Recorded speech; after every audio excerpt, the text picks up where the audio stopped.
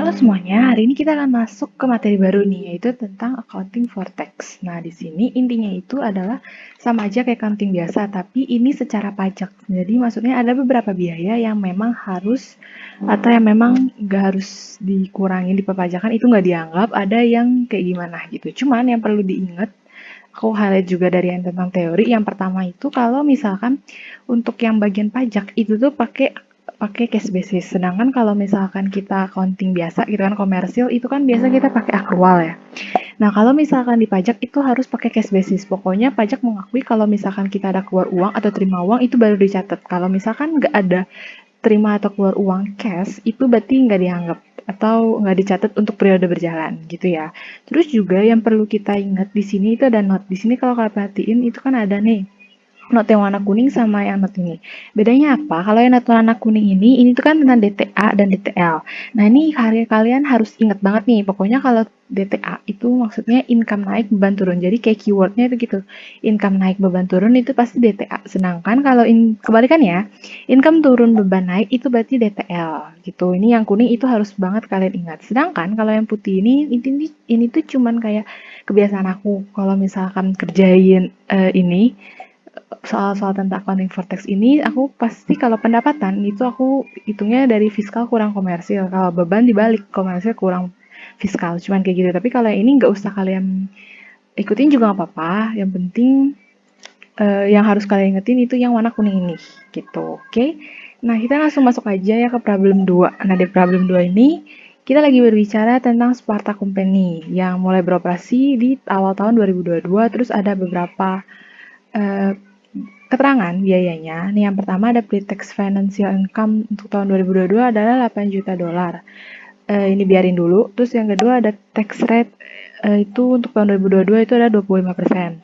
Lalu yang ketiga, nah di ketiga ini ada biaya-biaya nih yang harus kita perhatiin apakah bisa kita biayakan semua di pajak atau enggak kayak gitu.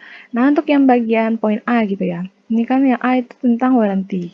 Kita bikin aja langsung warranty. Nah, di warranty ini dia bilang kalau misalnya warranty expense di financial reporting itu kan sebesar 500.000 dolar. Sedangkan yang benar-benar perusahaan keluarin untuk biaya warranty secara pajak, ya maksudnya benar-benar perusahaan bayarkan uangnya untuk klaim garansi ini cuman sebesar 100.000 dolar. Jadi kan kita bikin kayak di sini komersial, terus di sini fiskal. Nah, kalau yang komersilnya kan tadi perusahaan udah cadangin nih 500.000. Nah, sedangkan kalau yang fiskal itu cuma 100.000. Oke, terus berarti kita harus lisiin. Kan tadi seperti aku bilang ya di tambahan, kalau aku biasa pendapatan itu fiskal kurang komersil, sedangkan kalau beban itu komersil kurang fiskal. Sekarang kan warranty ini maksudnya warranty expense ya. Berarti ini kita angkanya kurangin dari komersil dikurang sama fiskal. Gitu. Nah, kayak gini, berarti dapat 400.000.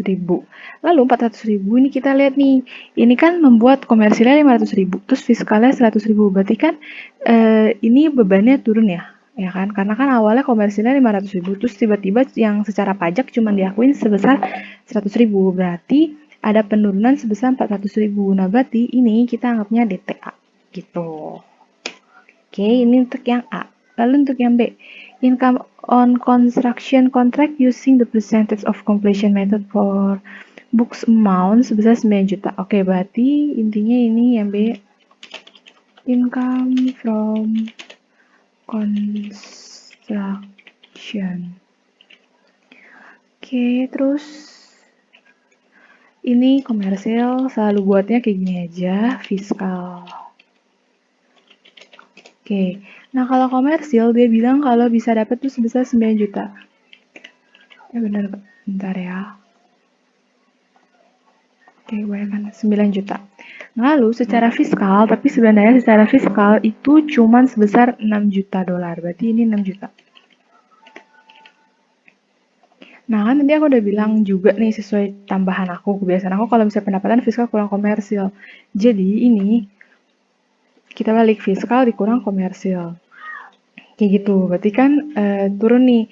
Tadi kan awalnya pendapatannya turun nih. Berarti income turun, beban naik, berarti DTL. Gitu. Jadi ini tuh salah satu kalau income turun atau beban naik berarti DTL. Kalau income naik beban turun berarti itu DTA gitu. Ini kan ceritanya pendapatan kita turun nih. Awalnya kita punya 9 juta. Terus tiba-tiba secara pajak cuma diakui 6 juta. Berarti kan income kita turun. Makanya di sini itu DTL. Gitu ya. Terus untuk yang C ini adalah depreciation.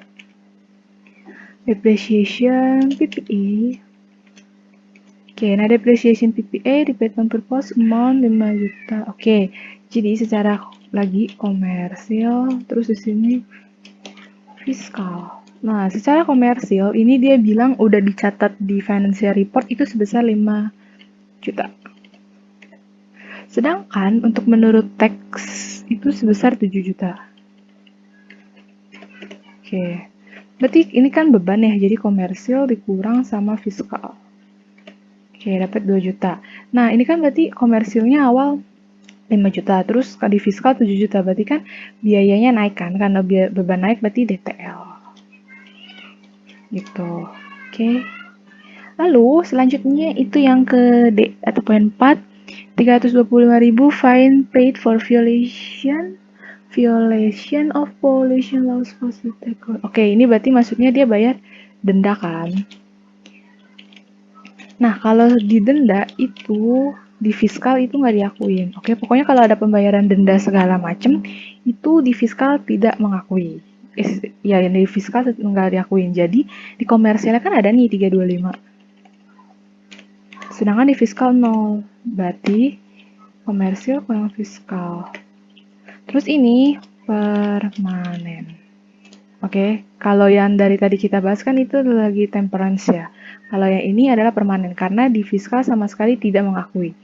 Gitu. Oke, lalu untuk yang terakhir, yang kelima adalah interest revenue.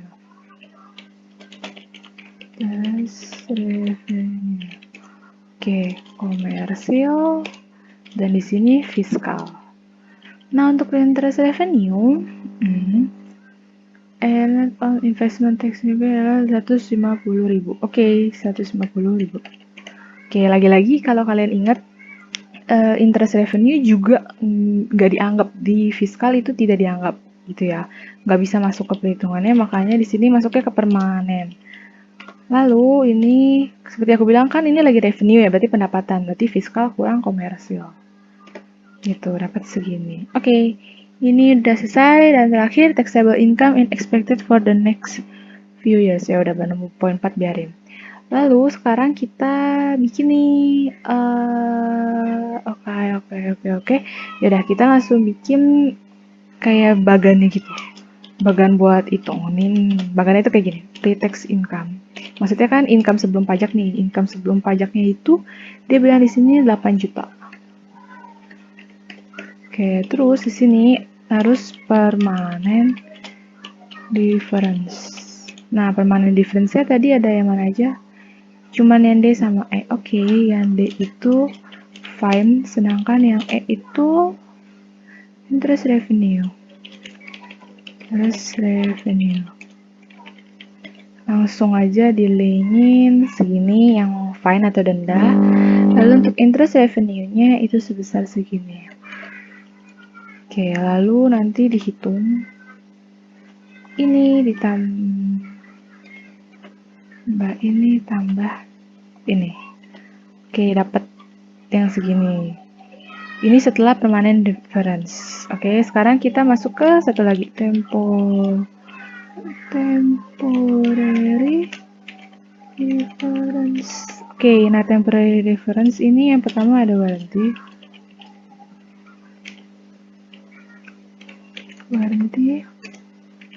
yaitu di sini DTA, terus di sini 400.000. Terus kalau yang B itu adalah income revenue. Oh salah, income from construction aja ya, tetap nggak apa-apa. Nah, sebenarnya kalau untuk penamaannya ini, sebenarnya aku nggak tahu ya kalau di kelas dosen atau kelas lain, tapi kalau di kelas aku, kalian bebas sih mau tulis apa, yang penting aku ngetik. Misalkan kalian mau tulis ini warranty atau warranty expense atau apapun, terserah, yang penting Kalau kayak gini misalnya kan modus revenue juga nggak masalah, yang penting masih nyambung kan, ini income berarti revenue. Aku masih nggak gitu permasalahin gitu ya, nggak masalah. Yang penting kalau bisa di pretext ini tuh kalau bisa semuanya bahasa Inggris. Oke, istilah akuntansi seperti itu. Lalu ininya itu DTL. Ini salah. Apa tuh DTL? Nah, ini tuh sebesar 3 juta. Lalu untuk yang ini adalah depreciation of PA, itu DTL sebesar 2 juta. Oke, lalu fine enggak? Ini permanen. Oke. Berarti sama lagi ini ditambah. Nah, dapat. Berarti ini itu bisa dibilang sebagai taxable. Taxable income. Itu nilainya yang ini. Karena dapatnya kan awal kita nih pre-tax, geser dulu. Pre-taxnya kan sebesar segini. 8 juta. Nah, lalu permanent difference segini, pokoknya nanti hasil income setelah permanent difference kita adalah 8175. Lalu kita kurangi lagi sama temporary difference, pokoknya di ending kita dapat taxable income kita sebesar 3.575.000. Yaitu yang pertama. Terus selanjutnya kita harus hitung nih DTA kita berapa, DTL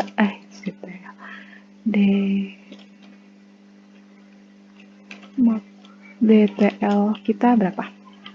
Nah, DTA-nya kan sebesar ini, satu doang nih. DTL itu ada 2. Oke, sebesar segini. Udah, setelah itu, ini sebenarnya urutannya bisa kalian ingetin sih. Pokoknya kalau kalian bikin, ini karena soalnya patternnya pasti yang diminta selalu sama. Yaitu pretext ini dulu, aku kotakin deh. Pretext ini dulu, terus kalian harus hitung DTA DTL-nya. Lalu selanjutnya itu bikin entry atau jurnal. Nah, jurnal ini juga selalu sama gitu ya, pasti income tax expense. Nah, di sini DTA atau deferred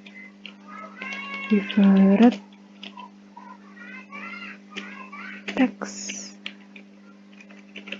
asset. Deferred tax asset. Oh ya, ini deferred salah. Deferred tax asset, terus kalau ini DTL. Tax liability. Dan yang di sini income tax payable.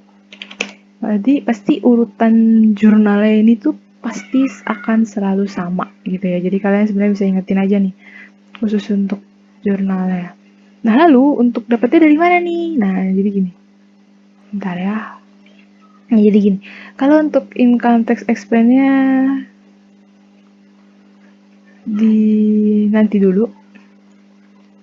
Konteks expense-nya nanti dulu. Yang diisi adalah deferred nih, DTA-nya nih, dapat dari ini. Tapi jangan semua, ingat, karena kita harus kali, ini kan kita lagi ngomongin teks ya, teks dan teks. Sedangkan yang dari tadi kita itu kan gak ada hubungannya nih sama teks, maksudnya belum kurangin teks kan. Sedangkan ini kita cuma mau catat teksnya aja, makanya kita balik dulu ke soal. Di sini kan dia bilang teksnya itu sebesar 25% kan, berarti nilai DTA-nya dikali 25%, karena yang masuk sini harus jumlah teksnya aja. Liability-nya juga sama, tapi jangan lupa ini bikin minus terus dikali 25%. Oke, lalu untuk income tax payable-nya, kalian ambil dari taxable income ini, kalian kali juga sebesar tarif pajaknya berapa? 25%. Nah, lalu sisanya income tax expense-nya itu tinggal diselisin aja. Oke, gini, udah. Bentar ya. Nah, jadi deh, pokoknya nanti dapatnya income tax expense adalah 2.043.750.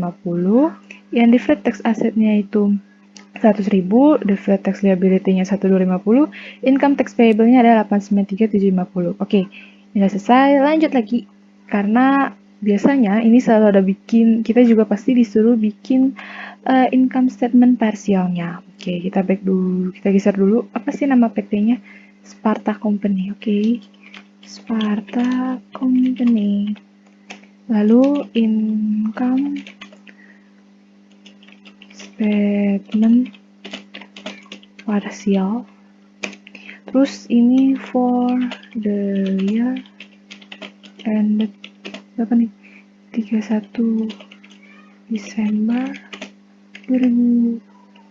Oke. Terus masukin income before tax. Ini sama aja sih ininya. Sama kayak income statement biasa, cuman ini cuman bagian endingnya aja. Terus di sini income tax expense. Terus di sini ada current. Terus di sini ada deferred. Terus di sini income after income tax. Oke, Bagani juga pasti selalu ini ya. Nah, kalau untuk income before tax ini ada pre-tax maksudnya. Kalian ambil dari sini.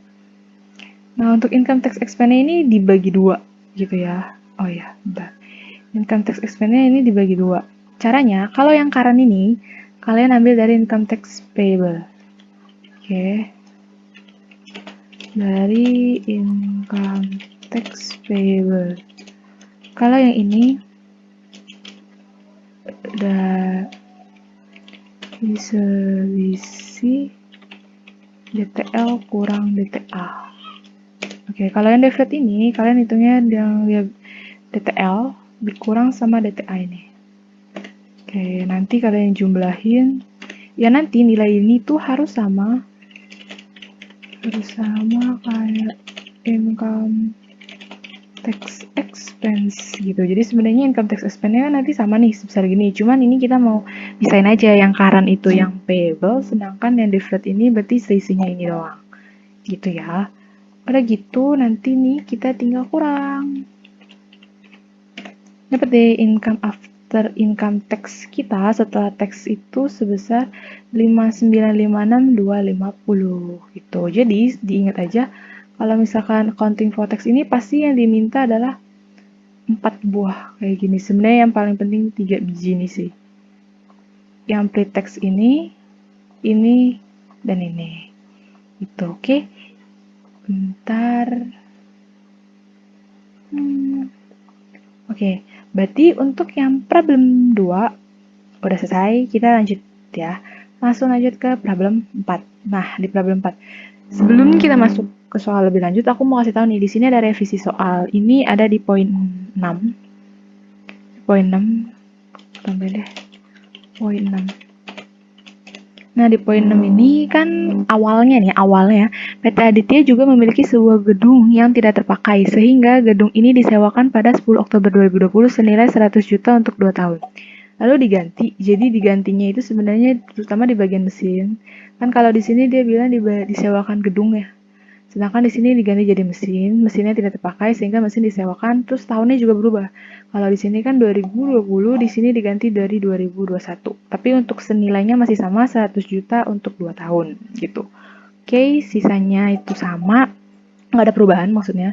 Terus ini aku juga tetap masukin di sini note-nya untuk lebih gampang diingat. Terus ini note aku sendiri. Oke, lalu di sini kalau kalian perhatiin tadi problem 2 juga ada ya aku masukin. Ini itu adalah depresiasi menurut fiskal gitu, menurut pajak. Kalau tadi di problem 2 kan kebetulan masih mudah ya udah dikasih tahu, pokoknya depresiasinya itu sebesar berapa tadi udah langsung dikasih tahu menurut pajak. Sedangkan untuk problem 4 dan problem seterusnya ini kita harus cari tahu nih, berapa sih depresiasi menurut pajak. Kita harus cari tahu sendiri dari tabel ini. Di sini tuh kalau kalian perhatiin masa manfaat kan ada ini masa manfaatnya. Ini ada kelompok golongan 1 atau kelompok 1, 2, 3, 4. Terus ini juga ada bangunan yang permanen dan tidak permanen. Terus ini ayat 1 maksudnya ini adalah garis lurus, sedangkan ayat 2 ini maksudnya adalah buat yang double declining. Oke? Gitu. Yaudah, kita langsung masuk aja ya ke problem 4. Nah, di problem 4 ini kita sedang ngomongin PT Adijaya. Baca dulu, PT Adijaya merupakan wajib pajak asal Indonesia yang sudah eksis sejak tahun 1992. Dikarenakan PT Adijaya merupakan sebuah wajib pajak, maka PT Adijaya diwajibkan untuk melakukan pembayaran pajak serta membuat rekonsiliasi fiskal terlebih dahulu. Oh iya, yang kita lakuin itu tuh bisa dibilang sebagai rekonsiliasi fiskal ya. Mungkin kalian nanti juga akan lebih mengerti, lebih mendalam. Seingat aku sih di pajak 2. Nanti kalian juga akan pelajarin rekon fiskal ini. Nah, lalu PT Aditya sendiri menghasilkan penghasilan bersih sebelum pajak adalah 950 juta dengan tarif pajak 20%. Berikut ini merupakan informasi rekonsiliasi fiskal untuk PT Adijaya untuk tahun buku 2021. Oke, ini udah langsung masuk ya ke poin-poinnya, jadi kita langsung baca sambil kerjain aja. Yang pertama, PT Adijaya memiliki nilai penjualan sebesar 3 miliar pada tahun 2021. 80% penjualan dilakukan secara kredit, 10% dilakukan secara cicilan. Penjualan cicilan akan berlangsung selama 3 tahun dan dibayarkan secara proporsional setiap tahunnya. Untuk penjualan kredit sendiri, terdapat 70% yang sudah dilunasi oleh customer dari perusahaan. Oke, jadi yang poin pertama itu adalah penjualan. Nah, kita bikin dulu komersial dan fiskal. Nah, lalu untuk komersial kan udah langsung ketahuan nih 3 miliar.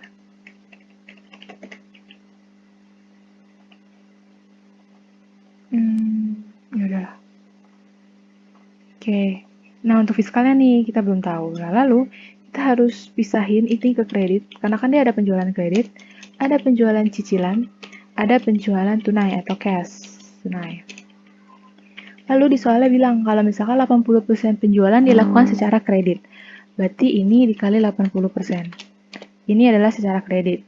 Sedangkan untuk cicilan itu 10%, berarti ini kali 10%. Nah, ini untuk tunainya sebenarnya kalian bisa selisihin aja atau kalian selisihin dari presentasi. Kan tadi awal dia bilang nih, kalau yang kredit itu 80%. Ya, sedangkan yang 10% cicilan, berarti kan sisa 10% lagi. Berarti kalian tinggal kali 10% ini. Gitu. Lalu, setelah itu, ini kan udah selesai nih bagian penjualan kali ini.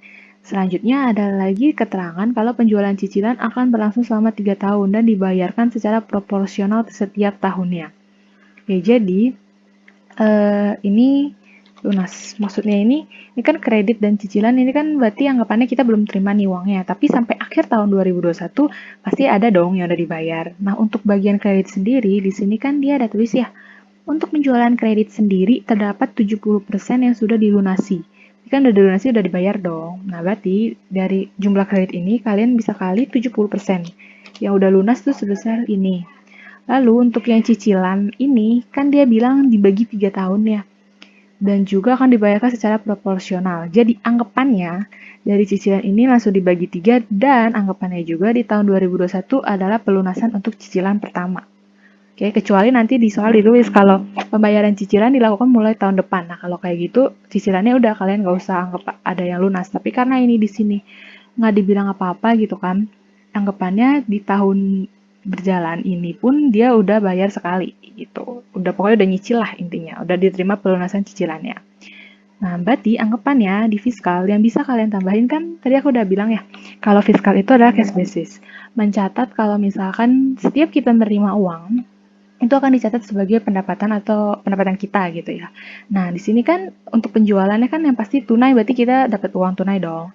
Nah, lalu untuk bagian lunas ini nih kita tambahkan, karena kan penjualan kredit yang udah lunas, berarti kan kita udah terima uangnya, itu bisa kita akun jadi penjualan. Lalu untuk bagian yang cicilan juga, karena kan kita berarti udah terima uangnya kan, udah lunas walaupun sebagian, jadi kita juga bisa anggap itu sebagai penjualan atau pendapatan kita untuk periode 2021 ini ya. Oke, jadi setelah kalian jumlahkan 3 ini, ini, kalian dapat nih kalau misalkan penjualan secara fiskal atau pendapatan yang diakui secara pajak atau secara fiskal itu cuma 2 miliar 080 gitu kan. Terus nanti balik lagi ke tambahan, aku kan selalu tulis kalau untuk penjualan atau pendapatan itu fiskal dikurang sama komersil. Jadi ini fiskal kalian bisa kali sama komersil. Lalu di sini kan dia bilang kalau misalkan income turun beban naik itu berarti DTL. Berarti ini adalah DTL. Oke, karena kan income-nya awal 3 miliar terus berkurang cuma jadi 2 miliar lebih. Berarti kan ini income-nya turun. Berarti kita masuk ke DTL. Oke, itu nomor 1. Lalu untuk yang nomor 2, perusahaan membayarkan paket perjalanan dinas senilai 4 juta per per paket untuk 4 orang. Setelah diperiksa, 1 orang merupakan istri dari pegawai yang mengikuti perjalanan dinas. Istri merupakan seorang rumah tangga yang tidak bekerja. Oke, jadi ini kita tulisnya perjalanan dinas. Nah, komersil dan fiskal. Oke. Nah, kalau untuk secara komersil kan sebenarnya nggak ada larangan ya. Mungkin aja ini mungkin ini istri bosnya atau istri pegawai yang memang atasannya atau apa. Jadi sebenarnya secara komersil biaya apapun yang penting emang dikeluarkan oleh perusahaan dan dari pihak manajemen membolehkan untuk dijadikan biaya nggak masalah di komersil ya. Jadi ini kita bisa langsung 4 juta kali 4 aja. Terus dikali 4, karena kan dia tulisnya 4 juta per paket untuk 4 orang. Jadi secara komersil adalah 4 orang. Tapi kalau untuk secara fiskal, ini nanti dicek lagi nih. Yang benar-benar pegawai itu kan cuma 3 orang nih, sedangkan 1 orangnya itu bukan pegawai kan, dan apalagi dia bilang cuma ibu rumah tangga dan tidak bekerja. Berarti anggapannya 1 orangnya istri itu tidak bisa dijadikan biaya gitu. Makanya untuk fiskal sendiri ini cuma bisa 4 juta kita kali 3 aja gitu, karena anggapannya yang bener-bener karyawan yang bisa dibiayakan secara pajak itu kan cuma 3 orang, yang istri itu nggak boleh gitu ya. Terus ini berarti ini kan biaya berarti komersil dikurang fiskal.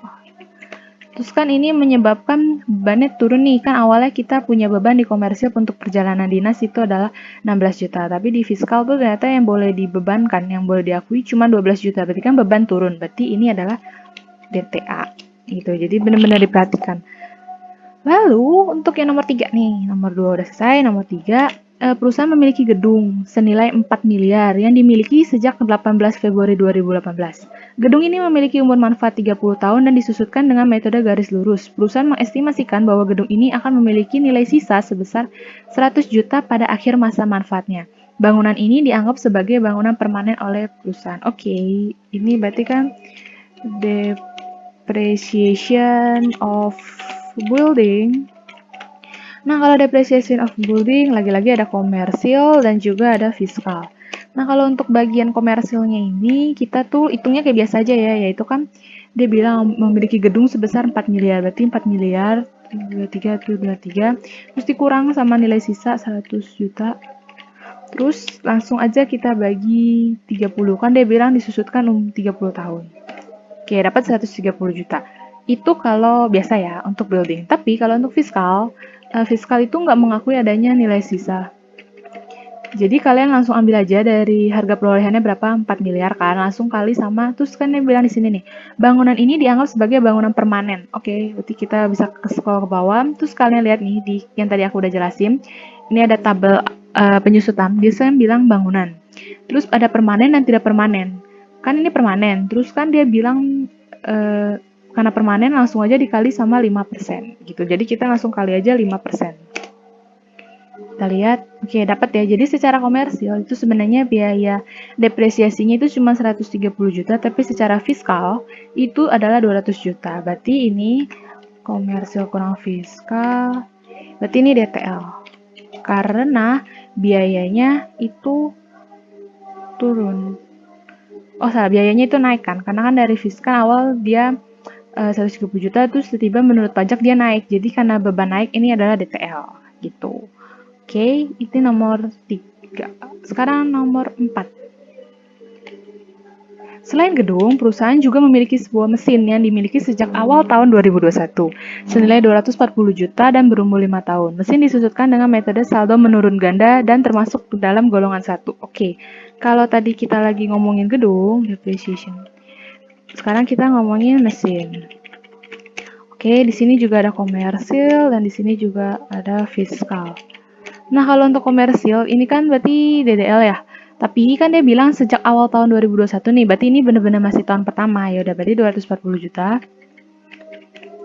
Kita bagi 5 tahun, terus dikali 2. Karena kan dia bilang sejak awal tahun, berarti udah genap, anggap aja, anggapannya ini udah genap 1 tahun ya. Makanya ini aku langsung bagi 5, terus dikali 2. Oke, dapat 96 juta. Sedangkan untuk fiskal itu 240 juta. Bentar, 140 tuh 23, terus kalian balik lagi, ingat ya ini kan DDL, terus dia bilang termasuk golongan 1. Ini kita lihat kan ini mesin ya, berarti bukan bangunan. Di kelompok 1 itu masa manfaat 4 tahun ternyata. Nah, kalau yang ayat 1 ini kan tadi seperti aku bilang itu garis lurus ya. Nah, ayat 2 itu adalah double declining. Berarti kita ambilnya yang double declining yang golongan 1. Yang di sini berarti 50%.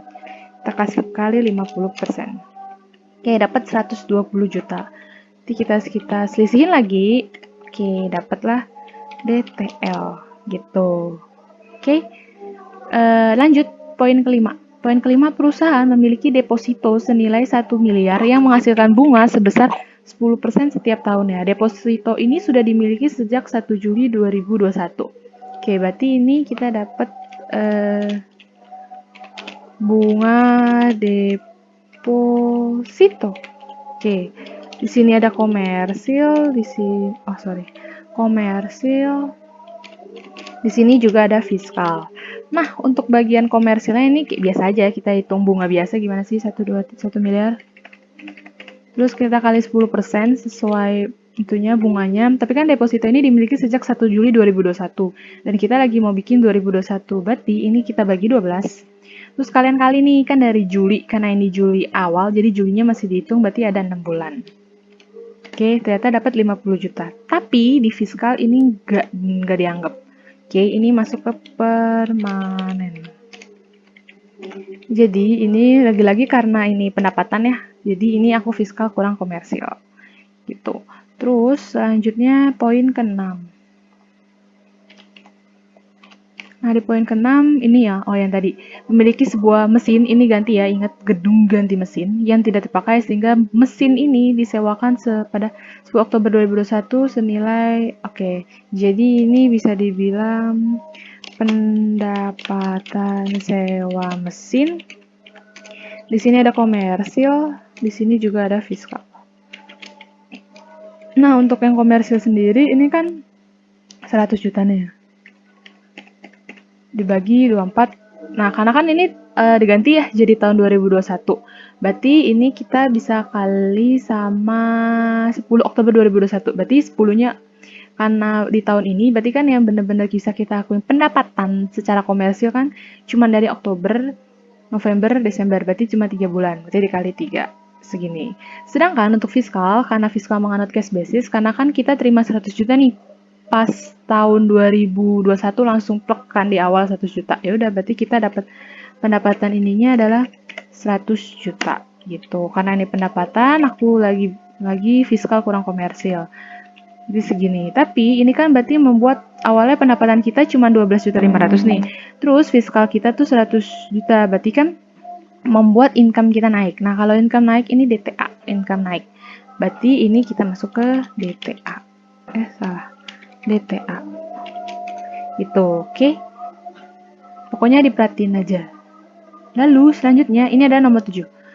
PT Adijaya mengiklankan produk yang dimiliki pada tabloid Aneka selama 2 tahun yang telah dibayar sejak awal. Nilai iklan ini adalah 40 juta dan dibayarkan pada 1 Januari 2021. Oke. Berarti ini nomor 7. Biaya iklan komersil. Dan di sini ada fiskal. Nah, kalau komersil ini kayak biasa, dia kan bilang mengiklan produk yang dimiliki selama 2 tahun. Berarti 40 juta dibagi 2. Dibagi 2. Karena kan dia bilang nilai iklan 40 juta dibayarkan 1 Januari sampai akhir Januari kan pas nih setahun. Ya udah langsung dibagi 2 aja. Setahunnya segini. Tapi secara fiskal itu tuh kita kan udah bayarin semua tuh awal. Jadi dianggapnya biaya iklan kita itu adalah 40 juta karena sesuai dengan uang yang kita bayarkan. Oke, karena ini biaya berarti komersil kurang fiskal. Berarti ini adalah DTL. Gitu karena kan awalnya biaya kita 20 juta terus secara fiskal naik nih, dianggap naik. Makanya di sini DTL. Oke, lalu lanjut nomor 8. Nomor 8, perusahaan mencatat bad debt expense sebesar 1.570 untuk tahun 2021. Di mana perusahaan menggunakan metode allowance percentage of receivables sebesar 5% untuk mencatat pencadangan piutangnya. Namun, penghapusan yang benar-benar terjadi adalah 2 juta. Diketahui bahwa terdapat koreksi positif terkait bad debt expense sebesar 680.000 pada tahun lalu. Oke, jadi ini bad debt expense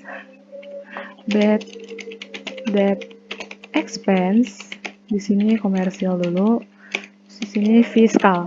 Nah, kalau fiskal kan tadi dia udah jelas dengan bilang ya, kalau misalkan yang benar-benar terjadi itu, yang benar-benar terjadi adalah 2 juta. Jadi di sini ada 2 juta. Oke, lalu secara komersil ini kan dia bilang mencatat bad debt expense sebesar 1570. Ya udah berarti langsung aja komersil, secara komersil adalah 1570. Oke, lalu karena ini beban, jadi kan komersil kurang fiskal. Oke, nah kalau logikanya nih, kan ini komersilnya segini, ini fiskal, berarti ini logikanya DTL dong, kan sama aja nih kayak yang di atas, kan komersilnya begini, biayanya naik dong. Nih.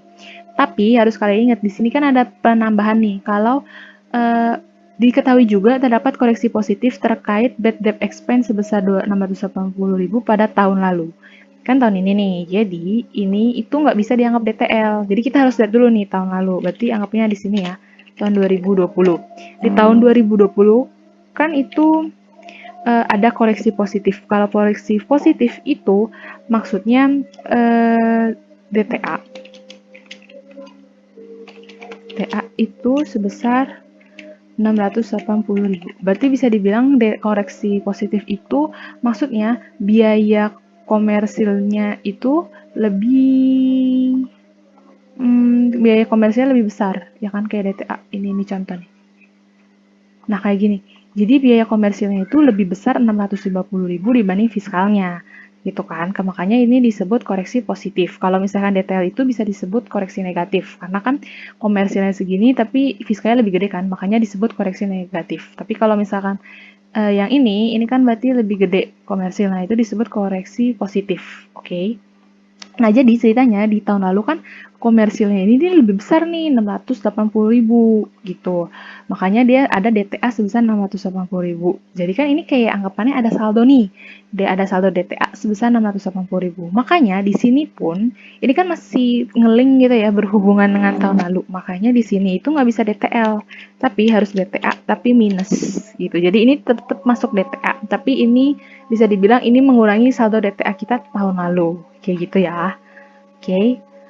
Lalu pokoknya sebenarnya ini kayak cuman ngeling sih. Kalau yang ada DTA minus kayak gini tuh kalau misalkan dia ada hubungannya sama tahun lalu kayak gitu. Nanti akan ada juga contoh di problem-problem selanjutnya. Tapi pokoknya yang kalian perhatiin kalau misalkan dia ada bilang nih, misalkan di sini kan ini jelas ya diketahui bahwa terdapat koreksi positif terkait bad debt expense sebesar 690.000 pada tahun lalu.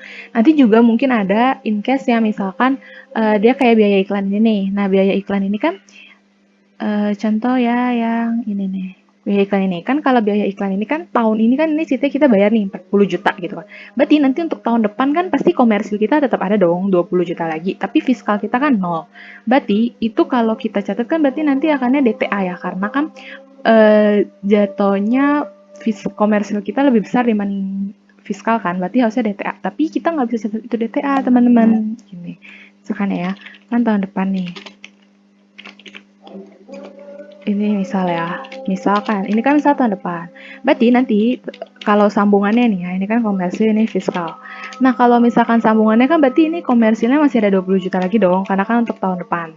Lalu secara fiskal kan kita nggak keluarin biaya apa-apa, 0 dong. Nah, kalau kalian secara biasa aja nih, kalau kalian nggak ngelingin dari tahun lalu kan berarti ini sebesar 20 juta. Berarti kan ini komersilnya lebih besar yang menyebabkan income-nya turun, bebannya turun kan. Berarti ini DTA dong. Logikanya, ya kan? Ini secara biasa itu DTA. Kayak gini kan ini berarti DTA.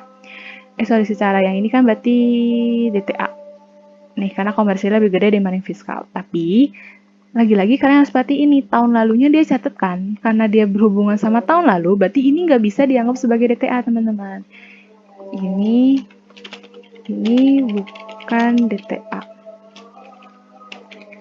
Tapi ini kita catatnya DTL tapi negatif gitu. Jadi kalian benar-benar harus cukup jeli juga kalau kalian lihat ini biayanya dari tahun lalu nih. Jadi kalian coba tracking dulu ke tahun lalu dia catatnya gimana sih? Kalau tahun lalu dia catatnya DTL kan masih berhubungan nih sama tahun ini. Berarti kalian harus catatnya DTL negatif. Atau misalkan tahun lalu kayak gini. Tahun lalu kita catatnya itu DTA gitu kan. Berarti tahun sekarang karena masih berhubungan dan masih ada saldo nih.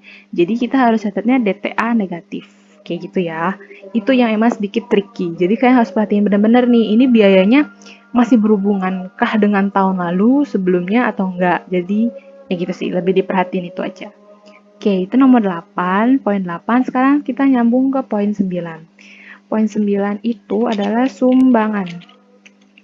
Nah, sumbangan ini kan ada beberapa sumbangan yang emang bisa ya dijadiin biaya, ada yang emang enggak. Jadi harus diperhatikan nih, yang benar-benar bisa dijadiin biaya atau yang bisa diakuin jadi biaya secara pajak yang mana, yang nggak bisa yang mana. Komersil dan fiskal.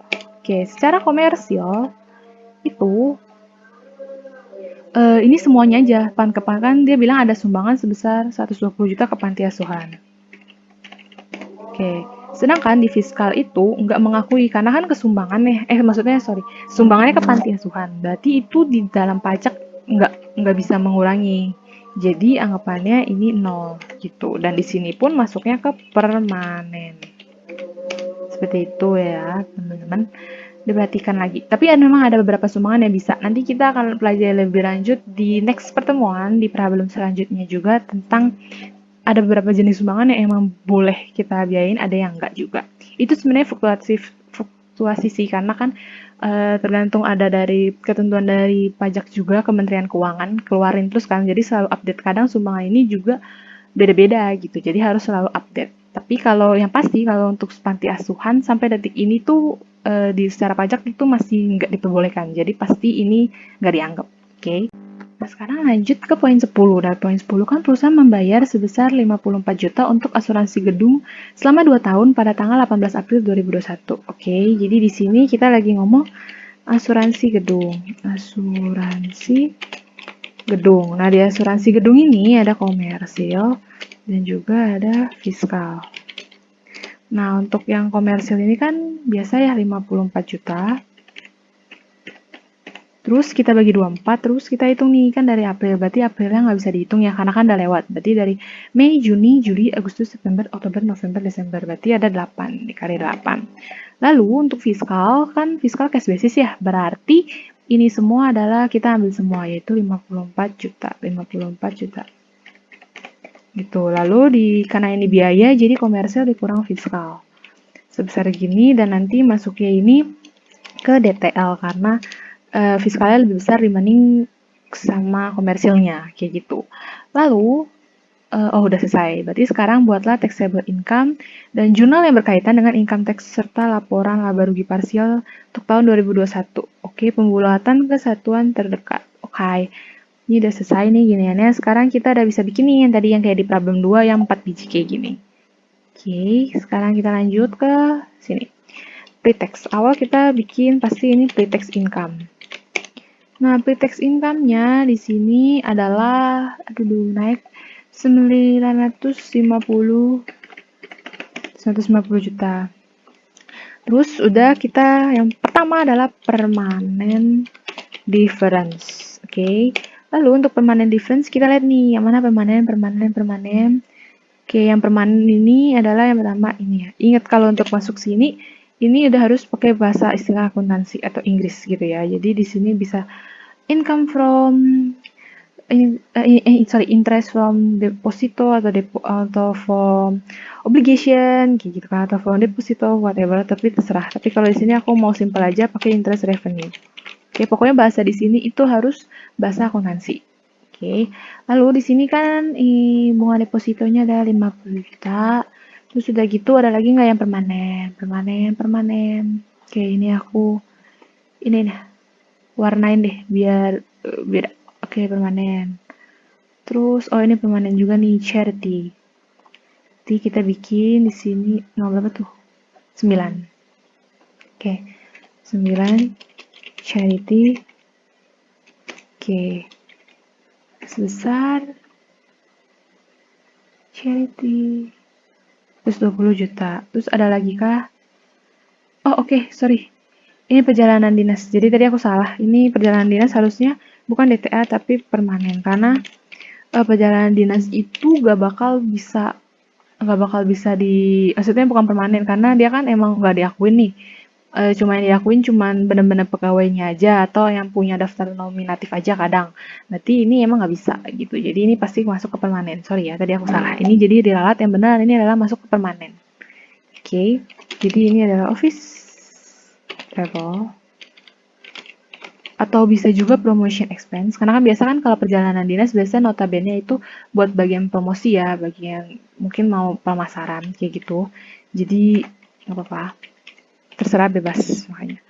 Oke, kan udah doang ya. Ada lagi nggak? Ada lagi? Ada lagi? Ada nggak? Ini depreciation MDTL, pendapatan sewa MDTA karena sewa mesin, iklan DTL ini permanen. Oke, udah nggak ada. Berarti ini bisa langsung aja kita hitung, dijumlahin yang Oke, dapat 1.024 juta. Sekarang kita masuk ke temporary difference. Oke, lalu yang ini yang pertama adalah sales. Oke. Sales kita itu ada DTL dan sebesar 920 juta. Oke. Nah, aku mau cari yang ini deh, aku warnain biar beda. Oke, terus yang ketiga itu depreciation of building. Ini juga kebetulan adalah DTL terus sebesar 70 juta. Oke. Warnain biru. Oke, lalu di sini ada mesin juga. Depreciation of mesin. DTL juga, terus sebesar 24 juta. Tuh. Udah, lalu lanjut. Ini permanen nomor 5. Oke, nomor 6. Ini adalah pendapatan sewa, berarti rent revenue gitu ya. Terus di sini DTA nih. Nah, DTA ini sebesar 87.500. Oke. Nah, ini kita kasih warna kuning aja. Oke, lalu ini biaya iklan. Oke, iklan kan berarti advertising expense, dan di sini DTL. Oke, DTL. Nah, DTL-nya sebesar ini. Oke, lalu lanjut ke bentar, warnain lagi biru. Oke. Bad debt expense. Oke, ini DTA. Jadi 8. Bad debt expense. Di sini DTA. Sebesar ini 430 DTA. Minus. Oke. Terus ini warna kuning. Oke, lalu ini permanen dan terakhir adalah asuransi gedung, berarti 10. Insurance expense itu adalah DTL sebesar 36 juta. Nah ya, jangan lupa diwarnain biar lebih gampang lihatnya. Oke, udah selesai. Sekarang kita bisa hitung. Ini langsung ditambah aja, jumlahin sama yang ini. Oke, dapat 41.070. Nah, 41.070 ini adalah taxable income. Gitu. Dibuat. Oke, kalau udah, kita sekarang harus cari jumlah DTA dan jumlah DTL. Gitu, oke. Tadi DTL warna biru, ini biar lebih gampang aja ya lihatnya. Salah bentar. Ini nggak bisa deh. Nah, biru. Sedangkan DTA ini warna kuning. Oke. Nah, untuk DTA ini dijumlahin aja, ini ditambah ini. Nah, untuk DTL kalian bisa jumlahin warna biru, atau kalau kalian udah yakin sama DTA-nya, kalian kurangin aja. Karena kan ini selisihnya ya, hasilnya segitu. Oke. Lalu udah selesai. Ini yang pertama, kotak pertama. Aku kotakin dulu. Oke, terus ini kotak kedua. Udah, sekarang kita harus bikin jurnal atau entries-nya. Jurnal. Nah, pasti jurnalnya selalu income tax expense.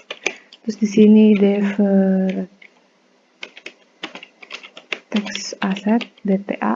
Terus di sini deferred tax liability. Terus di sini income tax payable. Oke. Nah, untuk bagian income tax expense-nya, oh ya nanti ini DTA-nya ini, tapi ingat harus dikali karena di sini kan kita ngomong tax-nya aja. Kita kali tax-nya berapa persen? Di sini dia bilang 20% kan. Oke, dikali 20%. Terus untuk bagian ini juga sama. Tapi jangan lupa jangan diminusin dulu, terus dikali 20%. Oke, dan untuk income tax tax payable maksudnya dikali dari taxable income dikali 20%. Nah, lalu yang bagian income tax expense ini kita bisa jumlahin terus dikurangin sama yang ini. Oke, dapat deh. Nah, udah. Jadi kita dapat kalau income tax expense-nya itu untuk tahun 2021 itu adalah sebesar 204.800.000 gitu. Oke, ini juga ini. Oke, lalu kalau udah selesai ini kita langsung bisa bikin yang parsial itu. Ini aku pindahin aja ya.